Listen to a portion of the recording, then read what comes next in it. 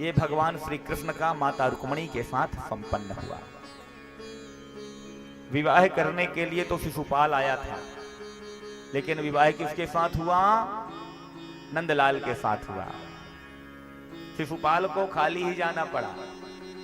ये शिशुपाल कौन है भाई? शिशुपाल कोई बाहर का नहीं है, हम सब ही तो शिशुपाल हैं। भला यहां पर बैठा हुआ कौन ऐसा व्यक्ति है जो लक्ष्मीपति नहीं बनना चाहता? सब चाहते हैं कि हमारे पास लक्ष्मी आवे, हम तिजोरी में भर भर के रखें। लेकिन क्या लक्ष्मी टिकती है? नहीं टिकती, क्योंकि लक्ष्मी सनातन काल से, आज से नहीं, सनातन काल से भगवान नारायण की थी, भगवान नारायण की है और भगवान नारायण की रहेगी। यदि उस लक्ष्मी का संबंध भगवान नारायण के साथ करा दोगे, तब तो वो लक्ष्मी आपके घर में टिक करके रहेगी। और यदि आपने उस लक्ष्मी का संबंध भगवान नारायण को छोड़ करके और जगहों पर तो खूब खर्चा किया, लेकिन भगवान के साथ उस लक्ष्मी का संबंध आपने नहीं किया, तो वो लक्ष्मी आपके घर में टिकने वाली नहीं है भैया। वो एक ना एक दिन आपका दामन छोड़ के चली जाएगी, फिर वो रास्ता कोई और ढूंढती है। अगर हमने उस लक्ष्मी का सदुपयोग धर्म के नाम पर किया, कहीं पर यज्ञ हो रहा है तो वहां पर हमने दान किया, अपने घर में धर्मानुष्ठान करवाए, भगवान की कथा करवाई, उस धन का सदुपयोग किया, तो धर्म में किया गया खर्चा महाराज ना जाने कितने गुने होकर के बढ़ता है। भगवान का नाम क्या है? अनंत। और अनंत को दिया गया दान कभी समाप्त नहीं होता, वो अनंत गुना होकर के ही हमारे पास वापस लौटता है। जब कभी भगवान का जयकारा लगाने के लिए आपको कहा जाता है, आप लोग जयकारा लगाते हैं, तो वो जयकारा भगवान का नहीं होता, क्योंकि भगवान की तो सदा ही जय है भैया। भगवान को आपके जय की आवश्यकता नहीं है। जब हम भगवान की जयकारा लगाते हैं तो हमारा जयकार होता है।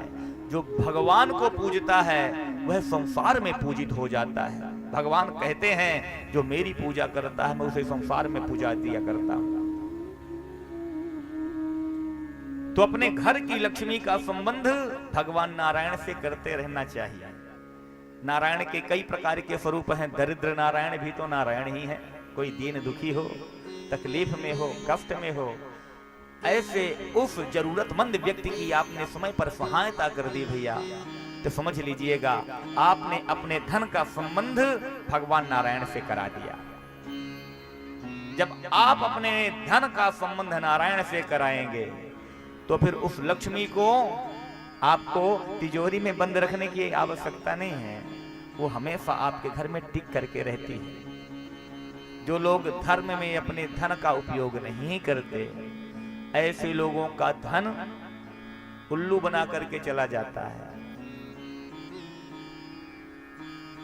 फिर वो डॉक्टरों के माध्यम से जाता है। महाराज घर में कोई व्यक्ति बीमार पड़ गया, यज्ञ के नाम पर 11 रुपया देना हो तो लोगों के हाथ से पसीने छूट जाते हैं, वो 11 रुपया भी हाथ से निकलते नहीं है। और जब डॉक्टर साहब अपनी मोटी मोटी फीस लेते हैं तब मरते क्या ना करते हम लोग बड़े शौक के साथ देते हैं, क्योंकि प्राण बचाने हैं। तो ऐसी स्थिति तभी आती है जब हम धर्म में खर्चा करना कम कर देते हैं। जब लक्ष्मी अकेले आती है तो उल्लू में सवार होकर के आती है, क्योंकि उसका वाहन उल्लू है। लेकिन जब लक्ष्मी भगवान नारायण के साथ आती है तो फिर उल्लू में बैठ के नहीं आती, फिर वो गरुड़ में बैठ करके आती है। और गरुड़ संस्कारों का प्रतीक होता है। जब हम अपने धन का संबंध भगवान नारायण से करते हैं तो फिर हमारे घर में सुख शांति रहती है, समृद्धि होती है, आपस में सामंजस्य बना रहता है, भाई भाई में प्रेम रहता है, रिश्तों में मिठास होती है। इसलिए लक्ष्मी तो बहुतों के पास होती है, लेकिन उस लक्ष्मी का सदुपयोग करना सबको नहीं आता।